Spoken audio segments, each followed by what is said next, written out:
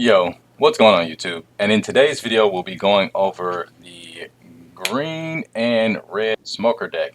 Decided I go ahead and proxy this, and I go ahead and give this a shot for the week and see how we can go ahead and figure out what we can figure out with this leader. You know what I mean? Just kind of sort of getting a good idea on how it works and how to use it, and some of the best things we can go ahead and do with this leader. So, starting off, we're going to go ahead and go a little out of order here. Never are we in. We're going to go with the 4 Tashigi, the 4 Tashigi and Smoker Body. This is a 3 cost, 4,000 power, 2k counter that whenever a green character of yours would be attempted to remove from the board, you can rest this card instead. So that means that if they attempt to bounce it to the hand, bottom deck it, KO, or trash, you can rest this character instead, which will save your green characters. Is really, really important in those black matchups. Then we have next coming up is Sanji in Nami's Body, and this is a 3 cost, 3,000 power, that on your turn this character gains 3,000 power, and on KO you draw 1 card. So it's super important for this leader skill because this card also allows you inherently to just play this, give it 1 Don, and activate your leader ability, which is super important for times when you don't have the necessary bodies on board to go ahead and use leader ability. You just go ahead and use the Nami. Next, we have 4 of the Tony Chopper. Tony Chopper being a blocker that on your opponent's turn gains 2,000 power, making it effectively a 6,000 blocker, but with leader ability, he becomes a 7,000 blocker because keep in mind, Smoker's ability, I'm sorry, I forgot to mention that, is that all of your Punk Hazard / Navy type characters gain 1,000 power during your opponent's turn. This doesn't require any Dawn, it's just inherent. And then on your turn, active main, if you have a character with 7,000 power or more in play, you can set up to 2 of your Dawn as active. That's very, very important for later stages of the game. We are running 4 of the Virgo, Virgo being the searcher of the deck, which is to look at the top 5 and add a Punk Hazard to your hand and then put the rest at the bottom of your deck in any order. This is going to be a lot better in OP11. This deck inherently becomes better in OP11 once we get a lot more of the support to help this deck be a little bit more viable. We are running 4 of the Eustace Captain Kidd. Eustace Captain Kidd being good for the late game, being good into your Dofi matches, being good into a lot of matches for just stalling. Eustace Captain Kidd, I don't think I need to introduce him. We all know what he does. If you've been a fan of the game since OPO whenever, you should know what this kid does. But in case you don't, it is Don times 1. You can turn this character sideways to summon another character from the hand, active main. During your opponent's turn, your opponent can only attack this character if it has a Don under it. Running 4 of the Tashigi being the, I'm sorry, 4 of the Smoker being the main card of the deck that you're trying to get out, is the bread and butter of this deck, is what makes this deck work so well, allowing you to get 3 Don back with the Smoker and Leader ability, also enabling Leader's ability. Super, super clean, super good card. Running 4 of the Mafit, I think that's how you say her name, but her effect is during your turn, this is an active main, you may rest this character to give 2 of your rested Dawn to your character or leader, and then you get to reduce the attack power of one of your opponent's characters by 1,000. Super, super clean, super clutch, especially for helping you get rid of bodies off the board that may be a little bit harder for you to take care of. We are running, also to go ahead, keep into the mix, 4 of the Rosadante blocker. The Rosadante blocker being good for helping protect your life. The Rosadante in combination with the Tashigi, making it so that your green characters, or all of your characters, are just a little hard to KO. But generally speaking, when you have the both of these, you have a very, very hard board to KO because once you rest this, it's now under protection of this, and you just protected whatever else was on the board. So you got a bit of a trifecta there. I am running the 1 Carrot because Carrot is just a good green generic card. Running 3 of the Hody Jones. Hody Jones is just a good in-game card, good for just closing out the games. We're running 4 of the Monkey D Dragon, which is another in-game card, good for just applying the pressure in the in-game so that we can just go ahead and push for the KO, if you will. We're running 2 of the, I'm not sure how to say this because, again, these aren't printed in English, so I'll have to look up the actual translation for these. But I do believe this is give up to one of your characters plus 3,000 power, and then give up to one of your opponent's characters minus 2,000 power. And running 2 of those is a Punk Hazard event searchable with your searcher. Baccarat, which is actually something that I want to go up on, which is a 3 cost 4,000 power blocker that once per turn you may trash 1 card from your hand, give up to one of your leader or characters plus 2,000 power for this battle.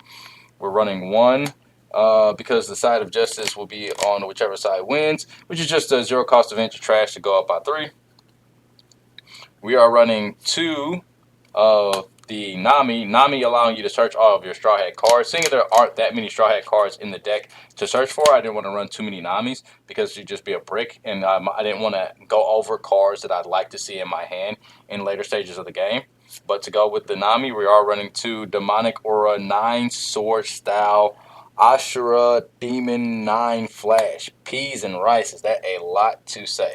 But anyway, this is good for enabling leader ability whenever you don't have a 7,000 power character on board. You can just go ahead and boost one of your smaller characters to by 3,000 and putting them inside the threshold to be able to use leader ability. Just in the event that you don't have it, and also just for if you want to rest one of your opponent's characters cost 5 or lower, just to put in some extra damage. Like for instance, you can go ahead and bump any of these littles to pump something by 2, then give that any of these. So let's just say that you're pumping a Nami by 3, making it a 5, giving it 2 more Dawn to be able to restand the 2 Dawn that you use for this to make it so that your leader can also swing 7.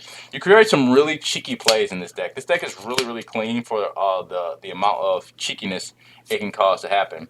We are running, I am attempting to see how this X-Drake works in this deck. This X-Drake is a Dawn ×1 when attacking. If this character is rested, all of your Supernova or Navy characters gain 1,000 power. Again, he helps for following the threshold of leader because you can just swing 7. You can swing with him, make him a 7, and now you have a 7,000 power body on board for 1 Dawn, which means that your leader ability is now active and you're in threshold with a lot of your cards. And because most of the cards we're running in here are either the Navy type, especially being the smoker, making this an 8,000 power on your turn, and on your opponent's turn it's an 8,000 power solid, and this is 6,000 power, 1,000 power solid.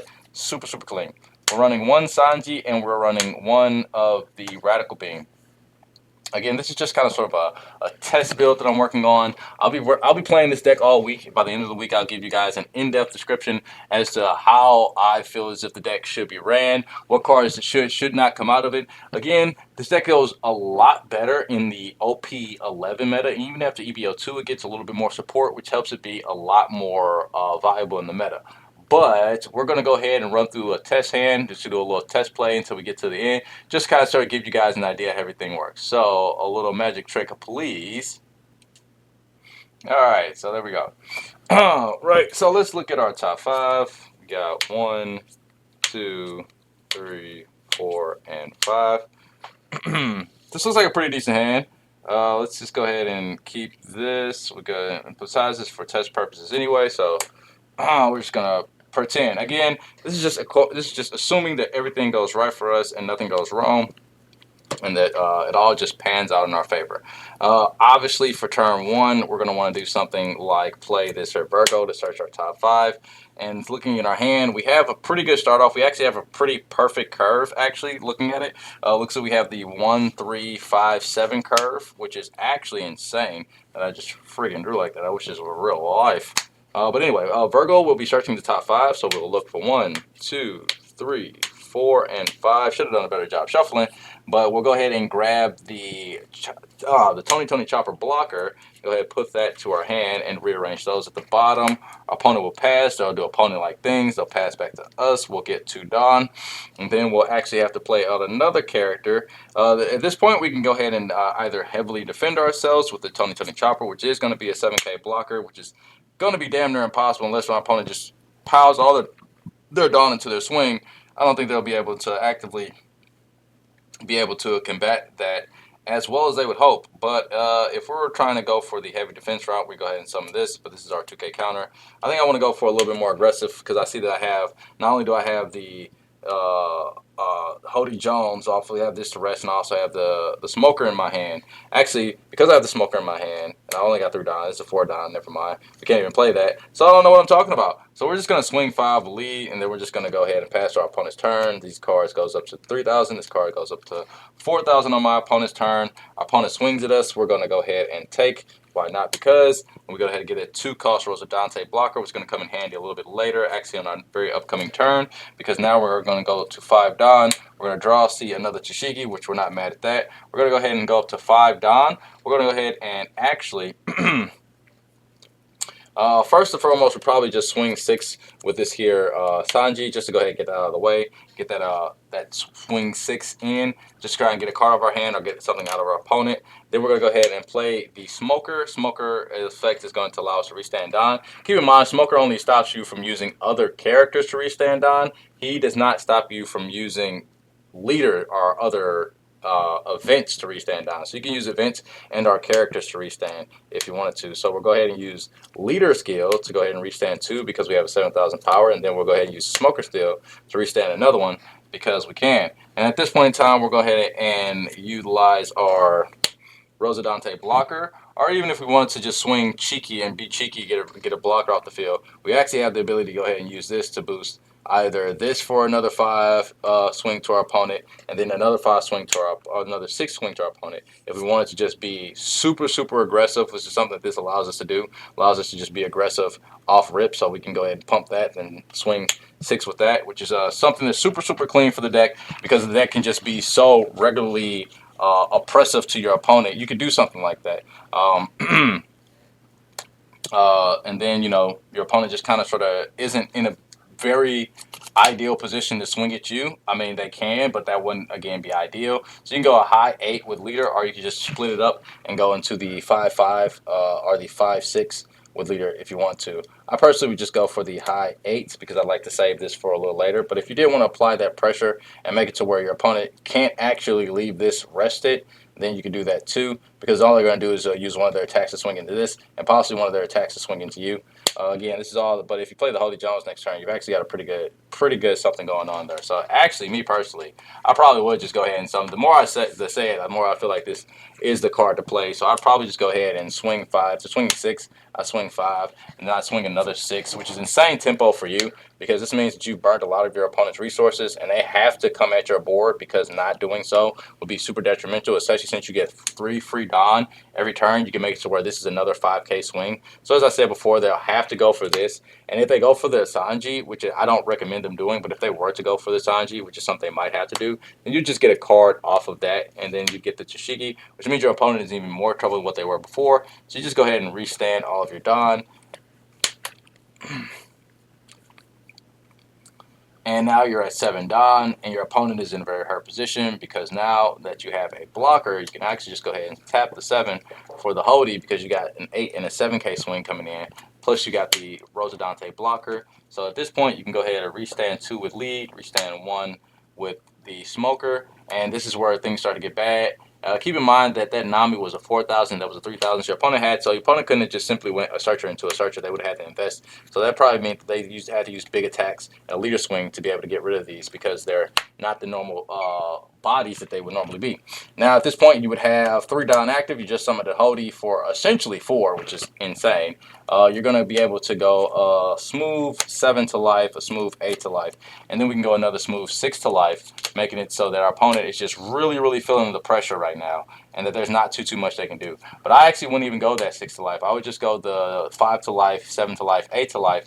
Then I rest 3 for this Tashigi, just so my creatures are protected for the turn from not only being destroyed by battle, but also from the Tashigi. This is like your ultimate line of defense right here, which means that your opponent just can't really go into your board, or can't really go into you in particular. And at this point in time, they would really have to go into your board. They have no other option but to do so. And having to swing with that Tashigi means that they didn't get a card to the hand, so they probably had to lose 2 cards to defend this swing and take the other swings, especially since you've been coming at them so aggressively so far. Now, your opponent can come for your head if they wanted to, but again, I don't think that's the best idea, seeing as you have so much defense in your hand. And what your opponent doesn't know, that they can come for you for an attack, and then you can go ahead and try and defend out of another attack, and then it passes back to you. You're now at 8 Dawn. Your opponent has been being hit by a lot because you've just been swinging for a lot. They weren't able to KO the board because you might have been able to rest this and then protect it with that, and then take a life. Let's just say that that's what just happened. Yada yada yada. Blase blase blase. It's now your turn. You got all these characters up that your opponent's just going to have a hard time getting into.